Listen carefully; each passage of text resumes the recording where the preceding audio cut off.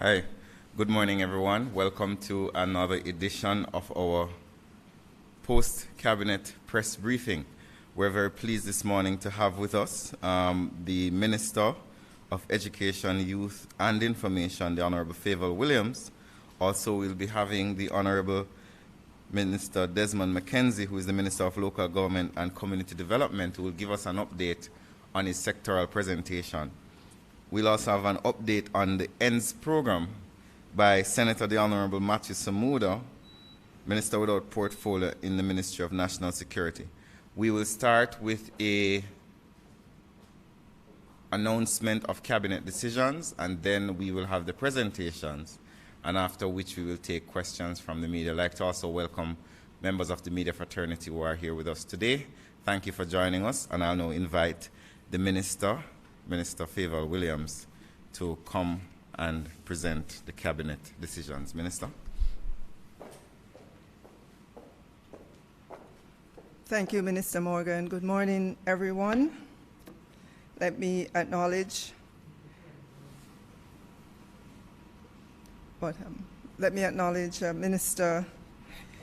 State Minister in the Ministry of Education, Youth and Information, the Honorable Robert Nesta Morgan, Senator the Honorable Matthew Samuda, Minister without portfolio in the Ministry of National Security. And you heard as well that the Honorable Desmond McKenzie will be here this morning. He's the Minister of Local Government and Community Development. Let me acknowledge as well the Permanent Secretary Acting at the Ministry of Education, Youth and Information, Dr. Grace McLean, Dr. Kassan Troop, our Chief Education Officer Acting, also at the Ministry of Education, Youth and Information. All our team members from the ministry, members of the media, good morning.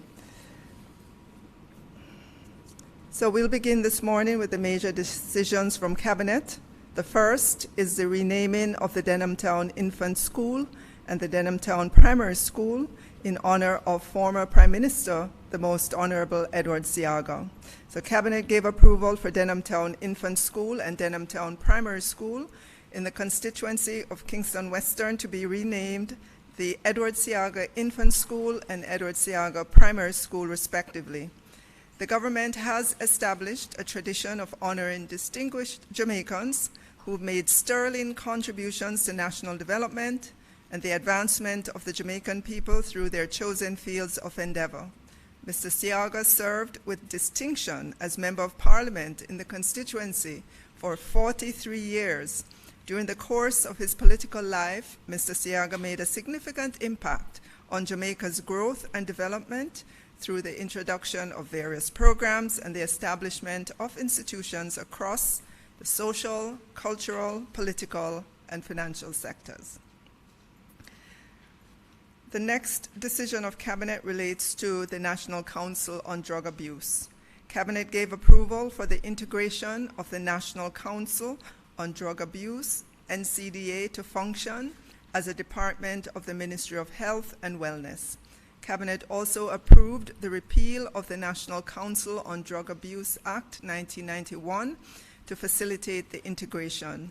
Amendments will also be made to the Dangerous Drug Amendment Act, which contains references to the NCDA. Cabinet also approved the issuance of drafting instructions to the Chief Parliamentary Council to facilitate the process. The actions will mean that the NCDA will no longer maintain its independent status, and all the administrative functions will be transferred to the Ministry of Health and Wellness, with its role and functions preserved. The merger of the NCDA into the Health Ministry will result in higher levels of operation. However, given the challenges with space where departments and agencies of the Ministry of Health and Wellness is concerned, they are based at various locations. The NCDA will remain at its current location on Malines Road in Kingston. The next Cabinet decision relates to the redevelopment and modernization of the University Hospital of the West Indies. Cabinet approved Phase 1 of the redevelopment and modernization program of the University Hospital of the West Indies and the inclusion of the project in the Public Sector Investment Program. Cabinet also approved the provision of a grant to the UHWI by the Ministry of Health and Wellness in the sum of $238.4 million. The current operations at the UHWI are fragmented and not coordinated like that of a modern hospital, and has an aged, outdated structure in need of replacement. In addition, the structure needs to be reconfigured, as the long-term development of the hospital could not be sustained by the current building stocks of small two-story buildings spread over many acres with open-air interconnection. In order to meet the growing healthcare needs of the public over the medium to long term, the UHWI is seeking to implement a redevelopment program for the upgrade of the existing medical facilities by demolishing old buildings and constructing 5 new medial towers on a phased basis, acquiring new equipment, among other things. For the next Cabinet decision, it relates to the Rio Cobre treatment plant. Cabinet gave approval for the National Water Commission, NWC, to enter into a 25-year public-private partnership arrangement with Vinci Construction Grants Projects, Epley Limited, and Jamaica Producers Group Limited. The 3 companies are collectively referred to as a special purpose vehicle. The agreement is to design, finance, construct, own, operate, and transfer 15 million imperial gallons of water per day to the water treatment plant in Content, St. Catherine. The NWC is required to supply an average of approximately 55 million imperial gallons per day to meet the water requirement in Kingston and St. Andrew during the dry seasons. In the worst case, under the current water production conditions, only 28 million imperial gallons is available for distribution in KSA during the dry season, representing a shortfall of approximately 27 million imperial gallons.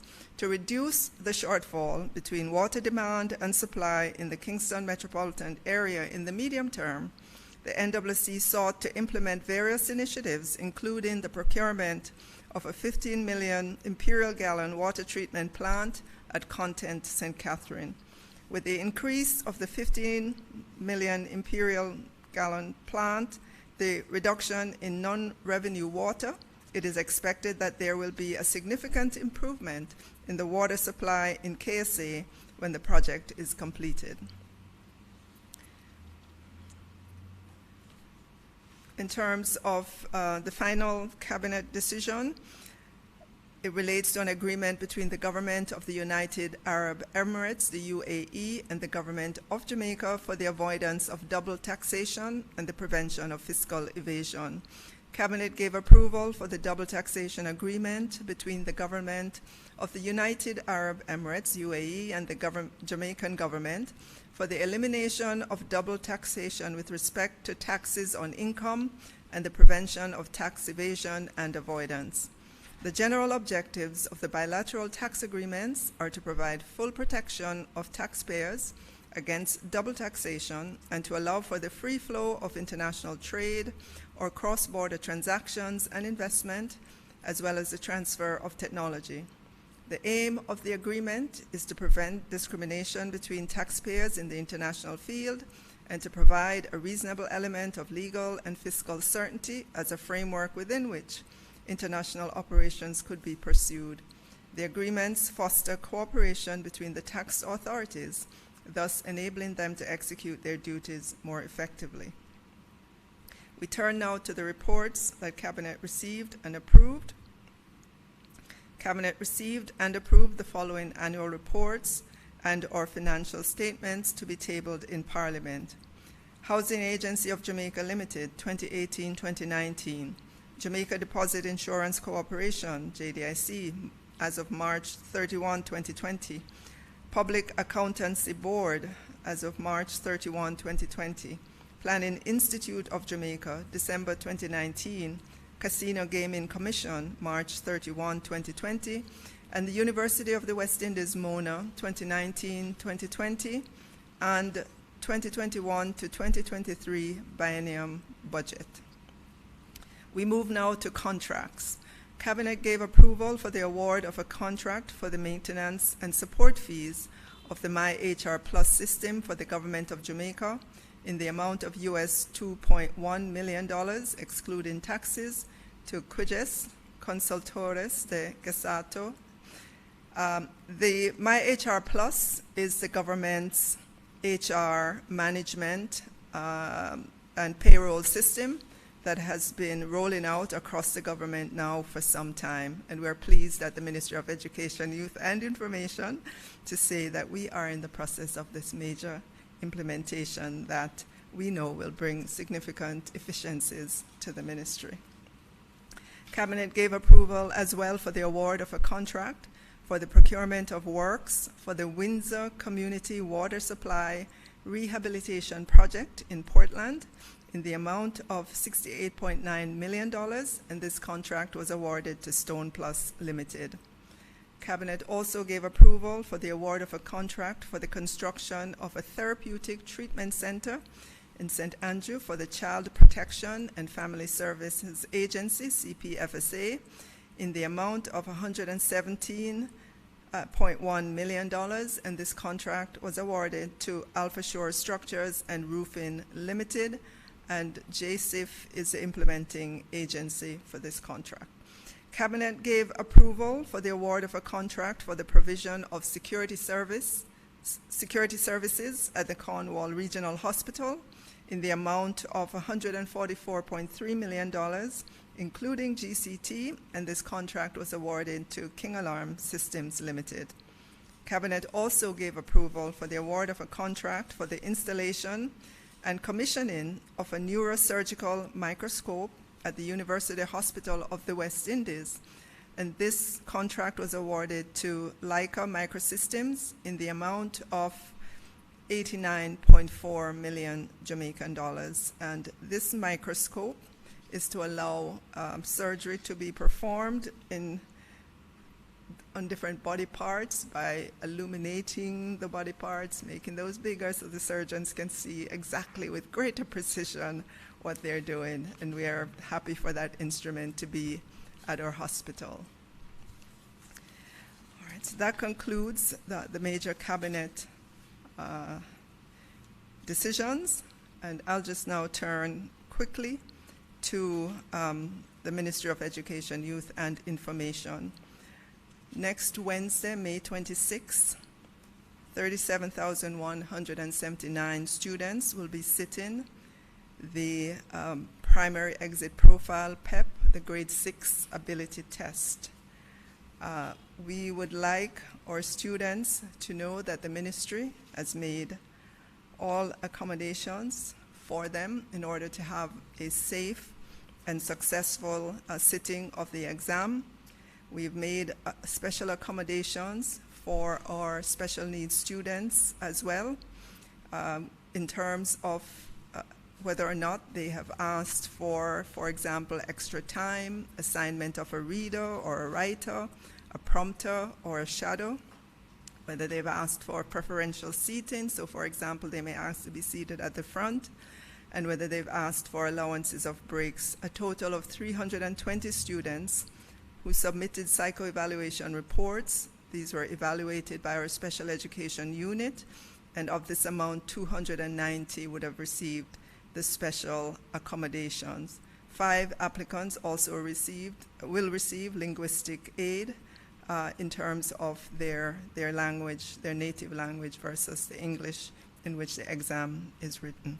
The ability test will be presided over by a contracted person or external to the schools. We've been training our presiding examiners and invigilators. We've been recruiting monitors, and we believe all is ready for next week, Wednesday, for the exam. We are encouraging our students the night before the exam to go to bed early. Do not study too much before the exam.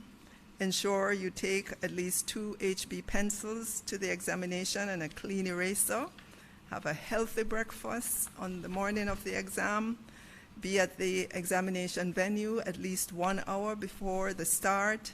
Do not attempt to get help from anyone in the examination room. Direct all your queries to the presiding examiners or invigilators.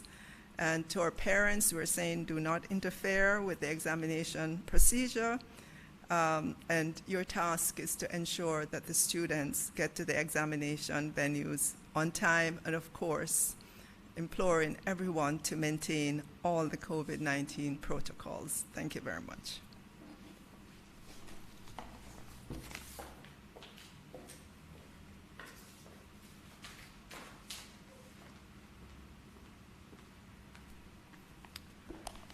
Thank you, Minister. At this time, we will welcome Senator the Honorable Matty Samuda, Minister without portfolio in the Ministry of National Security, to give us an update on the ENDS program. Minister.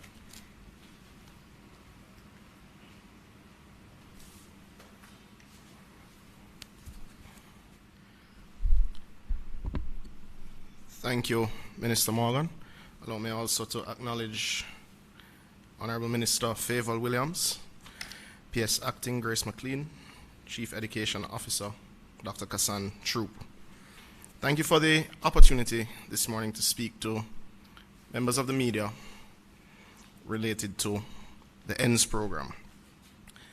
And I think it's important to remind Jamaicans exactly what ENDS is and how we would have gotten to where we are now. ENDS is the e-commerce national delivery solution. It's a registration portal for compliant businesses to operate during curfew hours. The platform provides businesses of various sizes the ability to utilize an online storefront, payment, and delivery solutions to facilitate business continuity during the curfew hours instituted to combat the spread of COVID-19.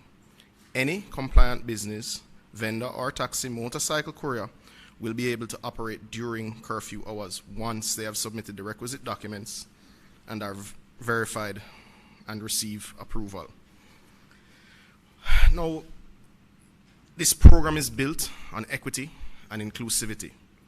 It comes from the Prime Minister's originally declared policy position in terms of how we would manage the COVID-19 pandemic, which is based in the fact that we would seek to manage lives and livelihoods. This program seeks to do just that. Businesses and couriers are required to complete an application form online to apply for a curfew passport, permitting them to operate during curfew hours.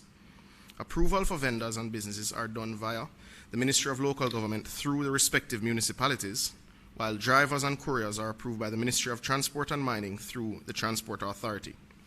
Once approval is granted, a unique QR code is sent to the email address used in the sign-up process. This code can be stored digitally or indeed printed. The platform also displays the list of businesses that a customer can patronize during the curfew hours. So in essence, ENDS is a registration portal and a directory. Now, a lot has been made around whether or not ENDS secures data. Driver and business sign-up information is hosted safely on servers at the GOJ's data center. Customer information for those who are placing orders is not collected by the government, but rather the selected e-commerce and payment platforms from which the customer orders. And this is important. The government does not process any single order for any of these businesses. The government rather directs you to businesses with e-commerce platforms so that you're able to conduct your business directly with the businesses who are registered. There are several advantages to ENDS that we believe exist. ENDS allows the government to balance the lives and livelihoods of Jamaicans as movement is restricted to reduce transmission of COVID-19. Businesses are afforded an avenue to serve their customers, allowing them to earn valuable revenue as well as keep their staff members employed. The processes associated with ENDS allows businesses and consumers alike the opportunity to become familiar with and ultimately embrace and engage in the digital economy. The creation of a culture of fulfillment through the formalization of our delivery economy and the strengthening of our delivery service providers is also a benefit. It creates the opportunity for every compliant business to reach consumers across the length and breadth of Jamaica and indeed the world. The ability to bring structure to the burgeoning business of payment service providers. It also allows the country to earn valuable GCT through the continuation of commerce during curfew hours. With the advent of ENDS, we have seen a marked increase in the interest of small and micro enterprises to join larger companies in establishing an e-commerce presence. Never before have we experienced the likes of small restaurants and pan-chicken businesses looking to the internet to bolster their business. We are also seeing a boom in the number of companies who are offering an end-to-end payment solution. Some of these companies have gone as far as tackling logistics of delivery, which augurs well for the future of the delivery economy and puts into sharp focus what we can achieve as a country in a very short time if we are properly motivated with the right policies, which are then enacted by this government. The companies that are new to the e-commerce space have been pulling out all the stops to retool their staff and infrastructure to include installing new hardware and software, as well as creating new apps to enhance the customer experience. We're now at the stage where I can report that we have applications from businesses in every single parish in Jamaica. We expect to have up to 248 businesses using the ENDS platform this weekend, and that is evenly spread right across the country. Persons who are also visiting the website would notice that several upgrades have been done by eGov in recent weeks, and the platform is much more user-friendly. This program, we believe, is a bit of a silver lining around the dark cloud, as it is moving several small and micro businesses into the 21st century. And I think it's important, in closing, just to acknowledge the partnership that the government of Jamaica has with the PSOJ on this project. Thank you very much, colleagues.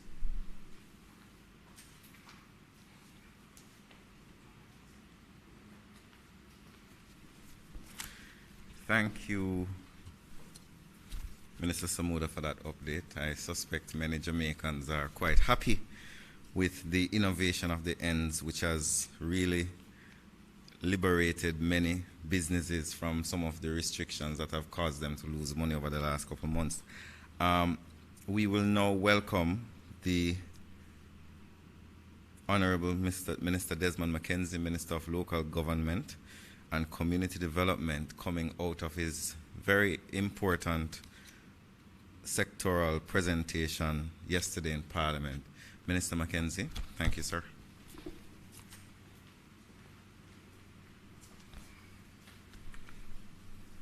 Thank you, Minister, colleague, cabinet ministers, ladies and gentlemen, good morning.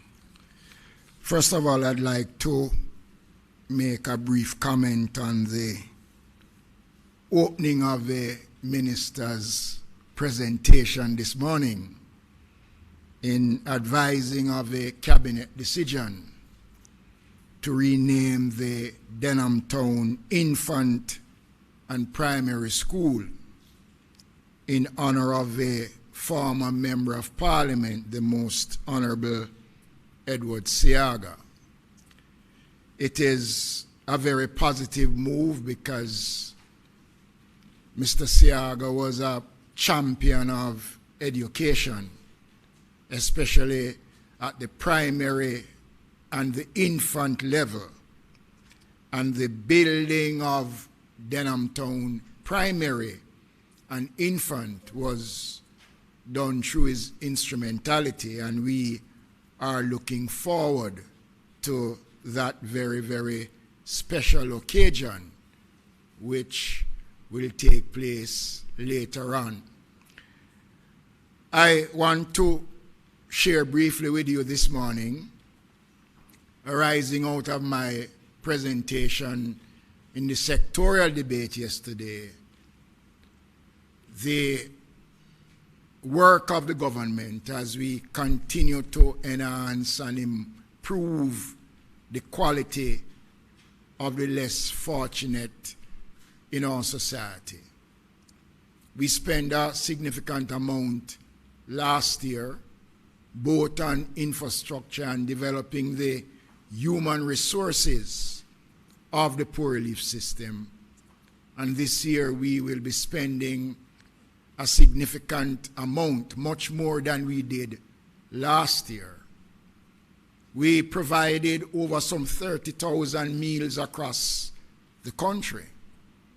In every parish, on a daily basis, we provide at least 2 meals. The homeless population is something that is of concern. It is growing, the last count we had when we did the survey in the latter part of last year has placed the homeless population to over 3,500. And I can assure you that the numbers might increase because in that survey, it is just not possible to capture all those persons who are out on the street. So we are going to be increasing the support. We are establishing 2 brand new shelters in Falmouth in Trelawney and in Ocho in St. Anne, and those 2 facilities will house collectively 80 persons respectively at those 2 locations. We are also carrying out infrastructure improvement work on a facility in the minister's constituency in Augustown that caters for a large constituency of persons who rely on the state. And these infrastructure development that we are putting in comes at a time when the demands are greater. We'll be spending some $18 million to renovate and to upgrade the facilities of the Denhamtown Golden Age Home. Other announcements that was made yesterday was this new initiative, Paint the City, Paint the Town. We are expecting that this initiative will generate some 3,000 jobs. Some of these jobs at the end of it will become permanent, but a significant portion of this will be part-time employment. We are expecting to create murals across the major town centers, clean up these communities, paint the markets, putting in proper road signs and directional signs, fixing sidewalks, correcting some of the entanglement that the disabled community is experiencing by putting in the necessary ramps in these town centers. So while we are undertaking this program, it is going to be a comprehensive program, and we will launch the program in the parishes of Kingston and St. Andrew and Maypen, and this program will be rolled out over a 6-month period. It is expected that in the first phase of the program, we will be spending some $300 million to offset the costs of the program. As I said yesterday in Parliament, that this is not a program where somebody write down their name and turn up on a Friday evening to get paid. This is a program where we expect to get returns for taxpayers' dollar. And it is an initiative, ladies and gentlemen, that I think as a country, as we are grappling with the problems of COVID, that this is a part of the recovery. A clean city, a beautiful place, contributes much to the development of a growing nation. The Ministry of Local Government has been assigned rural development, rural water, rural electrification. We have undertaken a massive program that will help to stem the migration from many rural communities into urban centers, not just in the corporate area, but right across the country. We have identified 6 parishes where we will launch the first phase of this program, and we are expecting to spend in the first phase of the program some $650 million. And what we'll be doing in these various communities, putting in the various infrastructure, community centers, community parks, access to Wi-Fi services, indigent housing, water supply, electricity, and roads. This is a massive program, and it is going to be a program, it will be the first of its kind that will be undertaken. And we are expecting to get positive results out of this program.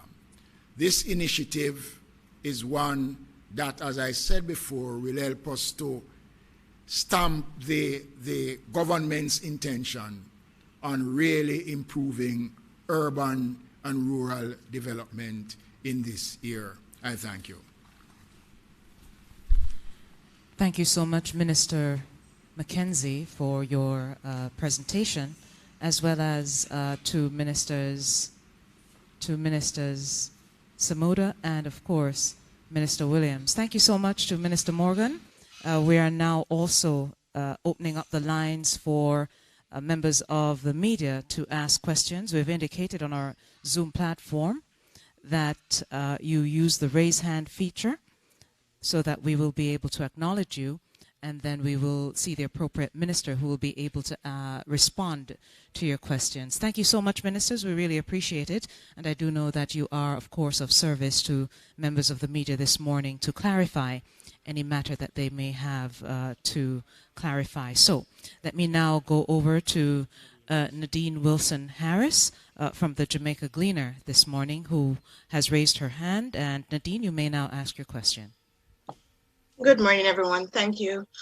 To Mr. Mackenzie, just wanted to get an idea as to what percentage of the population is currently without water and electricity.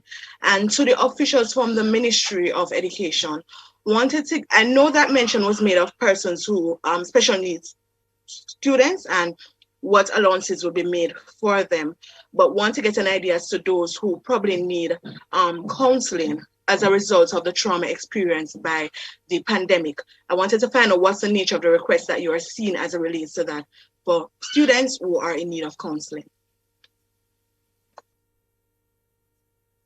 Thank you.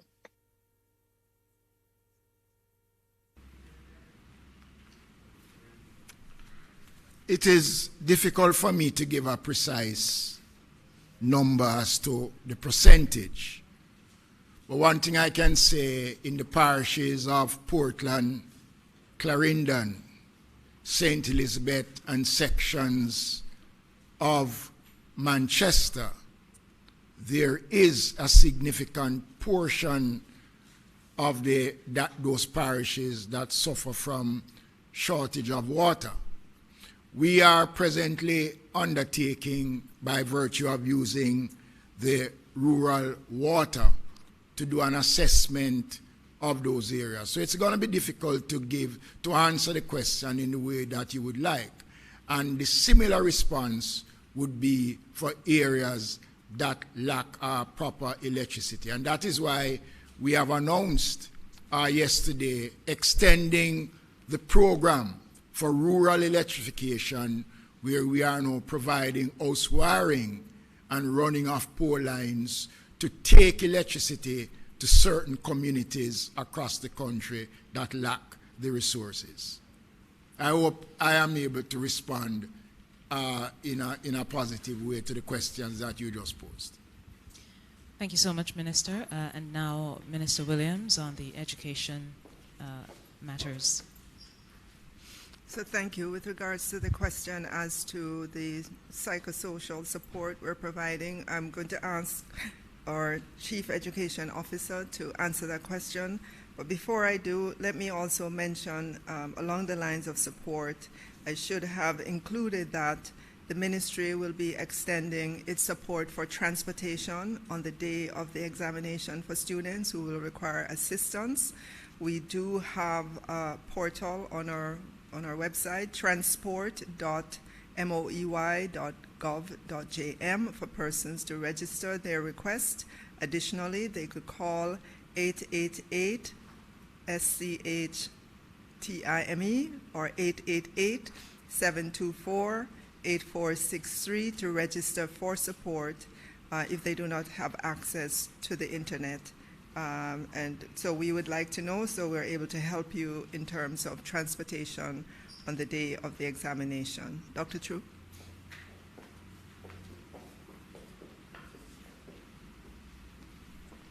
Okay. Good morning, ministers, and good morning to members of the media. With respect to the psychosocial support for our boys and girls preparing for their exams, as part of our resumption strategy, what we indicated to our principals and to our suite of education officers who are social workers and guidance counselors, was that psychosocial support was supposed to be the first set of activities that the students should have engaged in before any teaching and learning related to the content for the examination. So as part of the bulletin customary, we indicate that once the students regroup, psychosocial sessions should take place. Within our schools, we have trained guidance counselors. Within some of our small schools that do not have guidance counselors on their establishment, we establish what we call a cluster-based approach, where guidance counselors were engaged to move between 3 small schools in close proximity to provide psychosocial care for our boys and girls. In addition to that, the National Parenting Support Commission would have launched a suite of psychosocial helplines that our parents and students are able to access for support, and that is ongoing. The Ministry of Education from the central office also arranged for our guidance officers, our social workers, to do regional psychosocial virtual session for our boys and girls. So these are some of the activities that we have in place. But first and foremost, as I indicated earlier, all our educators, and they are accustomed to this because this is not the first time we are reintroducing face-to-face. For every time we re-engage the students, we encourage a suite or a set of responses to treat with the psychosocial. Students should talk just to share their experiences. The guidance counselors engage them in what we call the empty chair technique. They are engaged in role play. They are just engaged in talk therapy just to make sure that we understand what is happening to them and we can provide coping strategies, and also to reach out to their families to provide the additional support they need while they are at home. Thank you. Thank you, Dr. Kassan Troop, Acting Chief Education Officer, the Ministry of Education, Youth and Information. Got a question from Javon Keys from TVJ, and this question is directed to Minister Mackenzie. What is the monitoring of the funeral restrictions showing, especially in light of information received by the TVJ newsroom and their own observation that reporting of clear breaches of the attendance is not taking place, and whether or not that has been effective? And also, what is the current state of the body storage across the island? Well, let me state categorically that there are no funerals being held. So I'm not sure.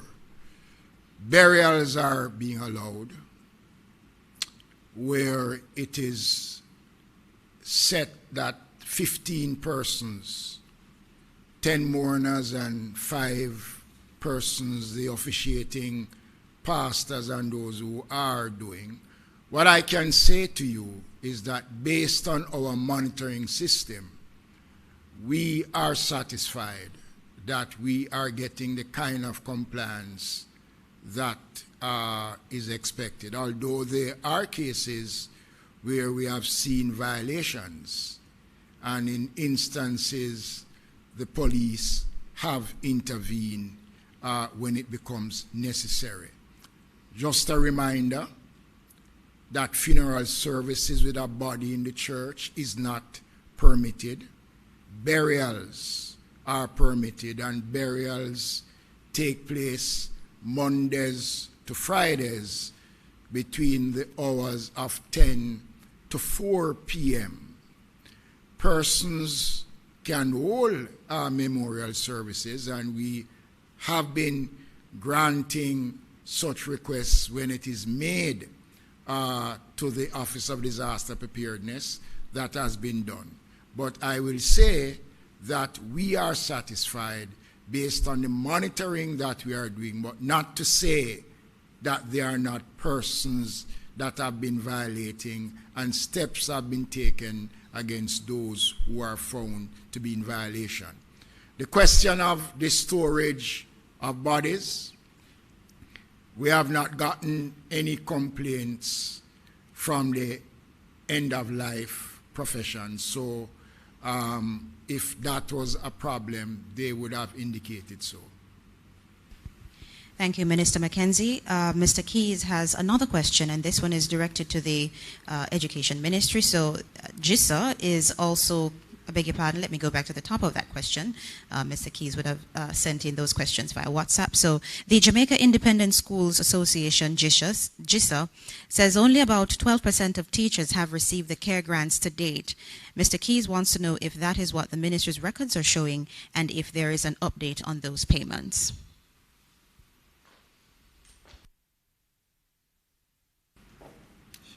Yeah, I know that our PS has these numbers at our fingertip, and I am absolutely sure it's higher than 12%. PS?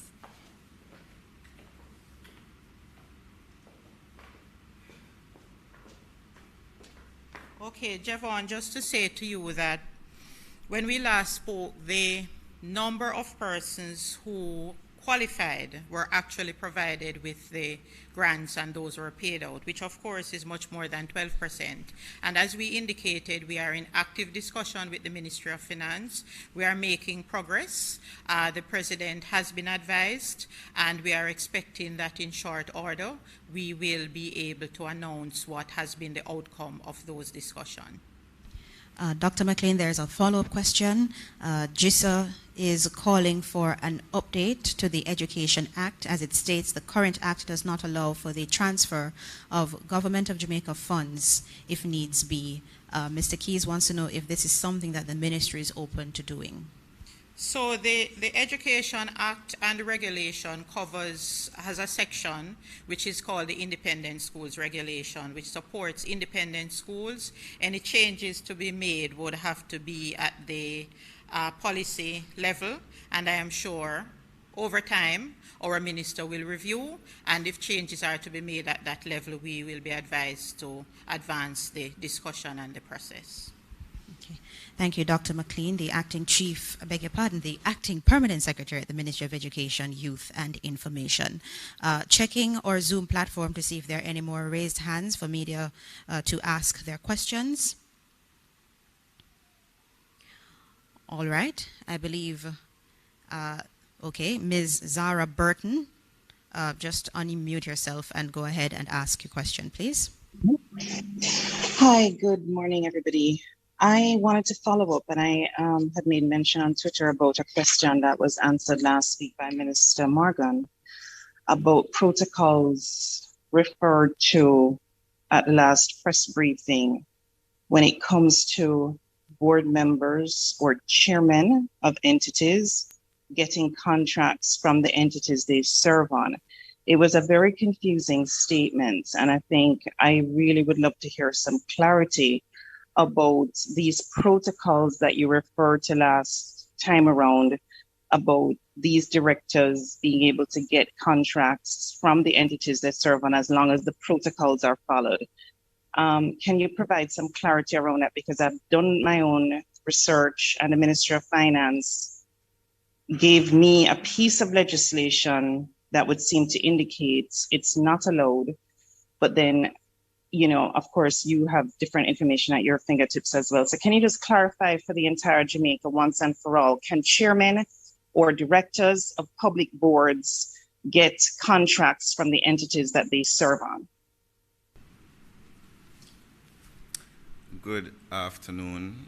Well, good morning, Ms. Burton. I'm still trying to understand the question that you're asking, because you said that you have correspondence that says that persons on boards, which include chairmen, are excluded from contracts with the entities that they are chair of. Is that what you're saying? Okay, so I think the best way to do it would just be to refer to Section 42 of the Public Procurement Act, which is now in effect, which basically says if you have a conflict of interest, you're to be excluded. From contracting? Okay, why don't I just read it to you right now? 1 second, please. Just allow me. Just 1 second. Hold on. No, Mrs. Bernard, I'm asking you a specific question.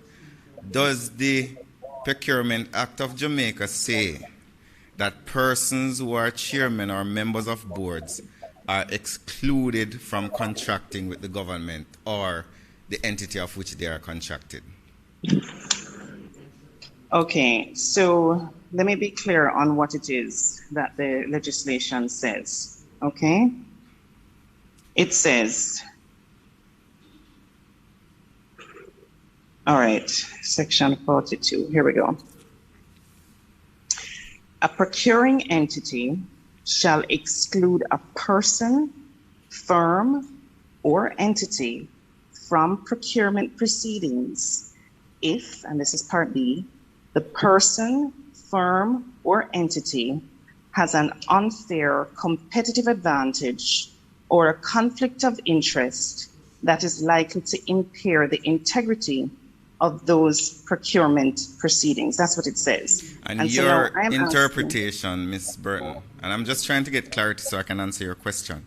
Your interpretation of what you just read is that the chairman of an entity is excluded from a contract possibility because there's a presumed or perceived conflict of interest.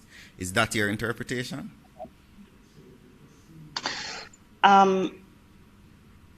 Let's say this.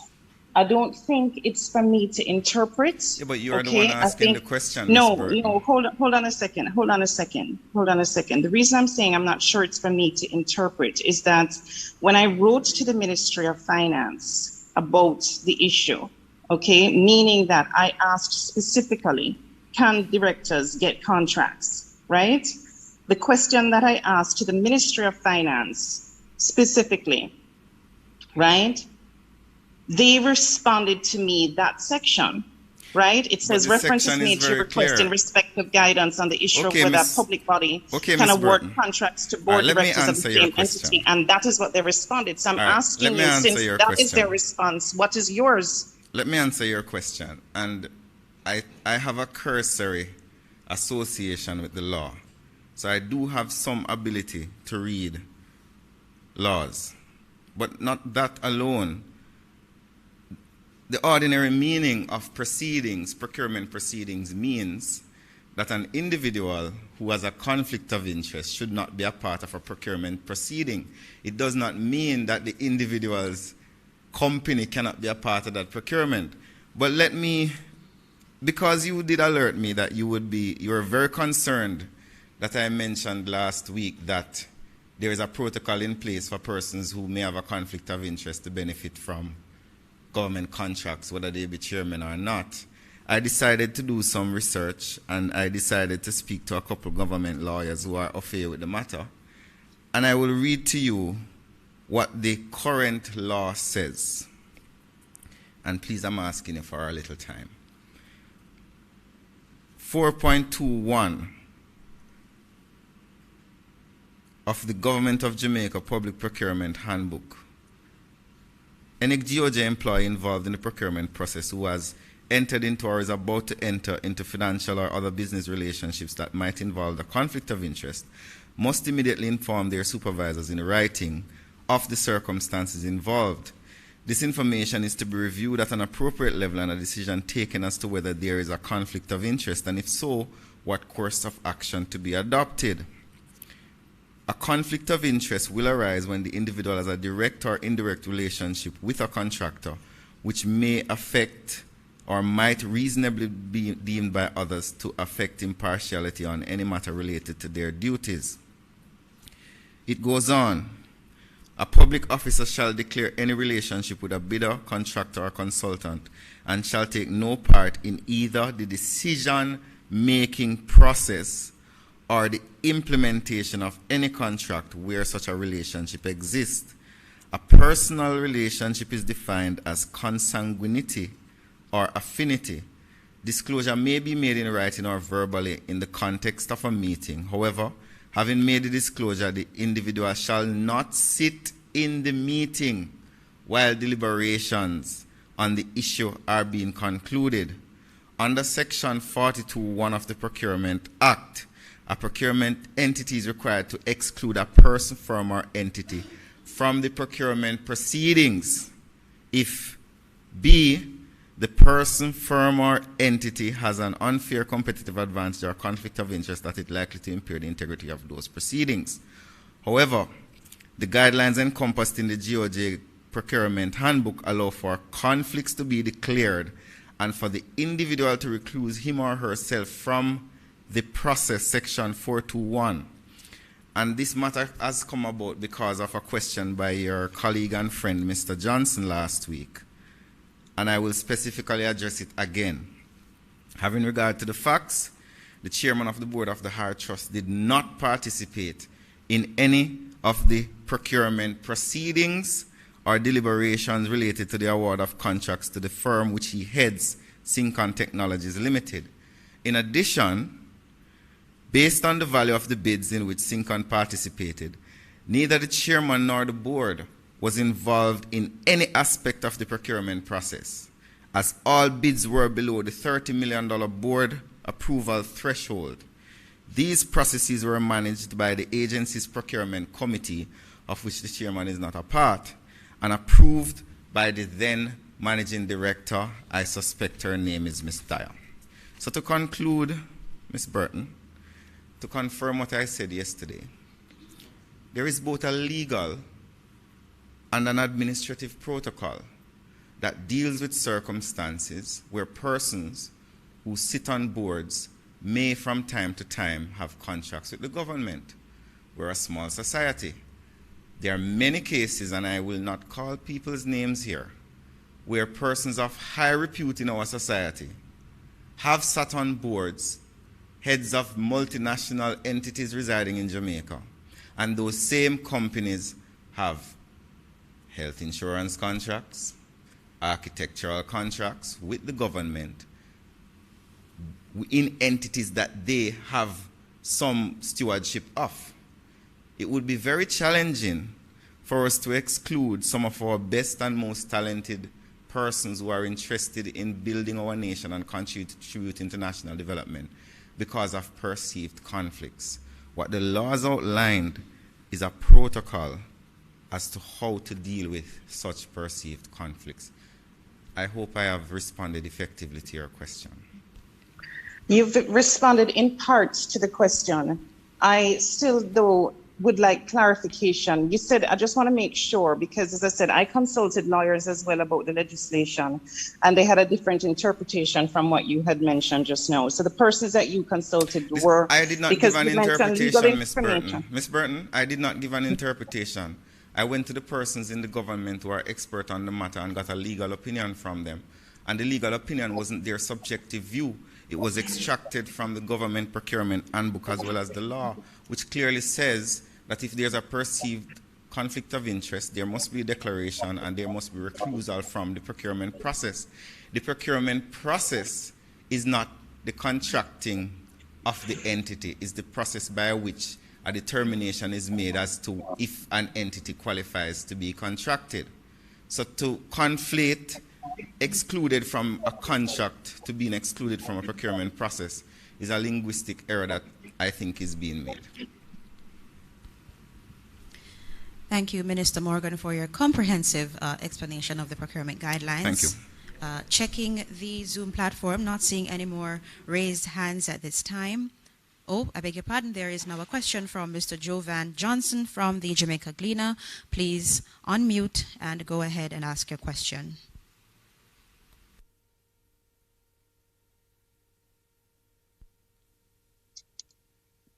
Good morning, everyone. Jovan Johnson from the Gleaner. Minister of Information, Favour Williams, this is a question to you. Does the government condone the request and naming of journalists in the legislature?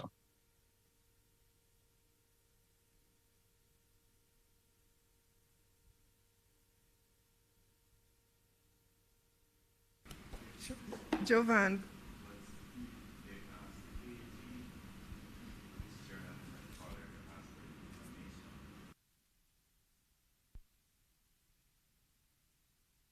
Repeat your question, and if you could repeat your question, please, Jovan. Yeah, and Sure, no problem. Clarify. Arising out of yesterday's PAC, I'm asking if it's if the Andrew Holness administration condones the naming, the requests by legislatures, and the naming of journalists in the Parliament.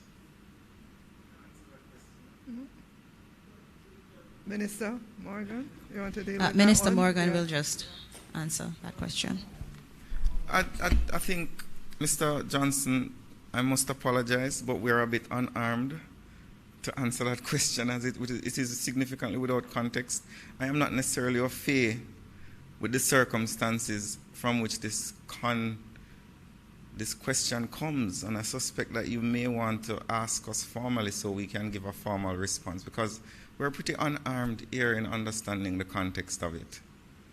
I don't know, maybe we're not as informed as we should be about events that took place yesterday, but I think give us some time to understand the context of what you're asking, because we are not aware.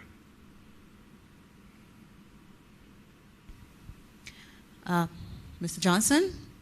All right. Thank you.